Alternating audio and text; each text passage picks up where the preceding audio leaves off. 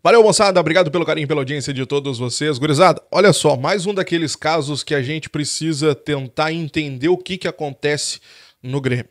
Mas Jardiel, que poderia virar uma opção para o técnico Renato Portaluppi nos próximos dias, já que o JP Galvão vai embora, o Diego agora é uma grande dúvida no time. Então o Jardiel, que está retornando de lesão, né, estava retornando de lesão depois de ter se lesionado no confronto contra o São Paulo pelo Brasileirão Sub-20, lá em abril ainda, o Jardiel voltou a se lesionar. E o pior, ele voltou a sentir a mesma lesão. O Jardiel está fora dos gramados desde abril, quando num jogo contra o São Paulo acabou sentindo o posterior da coxa esquerda. Tá certo que teve todo o período das enchentes aqui no estado, isso atrapalhou a recuperação do jogador, é verdade, mas ele já fazia transição física. Quando ele sente mais uma vez a mesma lesão. Jardiel agora volta a estaca zero. E o Grêmio agora não dá um prazo para a volta de Jardiel, que poderia virar uma opção para o técnico Renato Portaluppi nos próximos dias.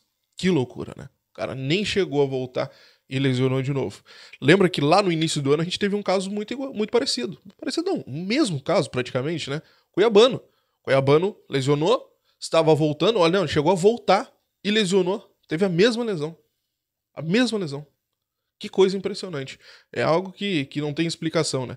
O Grêmio já trocou médicos, já equipou, já fez o que podia no seu departamento médico e mesmo assim os mesmos erros acontecem. E aí? A gente muitas vezes chega a pensar em outras possibilidades. Já vi muita gente dizendo até que poderia ser o estilo de treino do Renato, mas o Jardiel não treina com o elenco principal. O Jardiel trabalha com o Sub-20. E aí, qual seria a explicação então? É difícil de entender. Gurizada, o Renato começa hoje a preparação para o confronto contra o Flamengo na próxima quinta-feira. O Grêmio vai ter alguns problemas para este jogo. O Renato vai ter alguns problemas para montar essa equipe, já que alguns de seus principais jogadores não estarão disponíveis. Eu falo de Vijaçante, que está com a sua seleção, Soteldo foi liberado depois do jogo contra o Estudiantes para representar a seleção venezuelana na Copa América. O Diego é uma grande dúvida, a gente vai ter uma certeza o que aconteceu com o Diego ao longo dessa segunda-feira. Ele vai passar por exames e a gente vai saber o que aconteceu, se foi só um desconforto, ou houve alguma lesão um pouco mais grave, ou uma lesão um pouco mais leve, enfim, a gente só vai saber ao longo do dia. E a gente ainda não vai contar com o Gustavo Nunes, já que o jogador levou o terceiro cartão amarelo e não enfrenta o Flamengo. O Renato vai ter que quebrar a cabeça para montar essa equipe, então, na próxima quinta-feira, confronto contra o Flamengo lá no Maracanã. O Grêmio está treinando vai treinar durante essa semana no CT do Fluminense, onde vai também enfrentar lá no sábado, no domingo, aliás, mas aí já não é no Rio de Janeiro, é no Espírito Santo, o Botafogo. Então o Grêmio treina durante a semana no Rio de Janeiro, joga contra o Flamengo na quinta-feira e no sábado viaja para o Espírito Santo, onde vai enfrentar o Botafogo lá em Cariacica. Inclusive a CBF já confirmou de forma oficial o confronto lá no Kleber Andrade. Beleza, gurizada? O estádio Kleber Andrade. Vamos avançar um pouquinho, gente, porque nós temos que falar um pouco sobre o Clássico Grenal. E aqui tem uma informação bem importante sobre o Clássico Grenal. No final de semana, o Reinaldo, na Zona Mista, acabou confirmando que o Clássico Grenal acontecerá no Couto Pereira. Ele ainda fala que tinha duas opções, ou era a Ressacada, em Santa Catarina, ou o Couto Pereira, mas por conta da atmosfera e tudo mais, eles preferiram o Couto Pereira. Bom, definido o Couto Pereira, então, o Grêmio agora vai ter que conversar com a CBF para mudar o dia do Clássico Grenal. Isso porque no domingo, mesmo dia do Clássico, tem Atlético Paranaense e Corinthians lá no Curitiba. Então, vai ter que mudar por conta da segurança. Só que tem uma outra discussão que está começando agora também, que é a respeito de torcidas. Existe uma discussão, existe uma conversa entre os clubes para que esse Grenal seja de torcida única.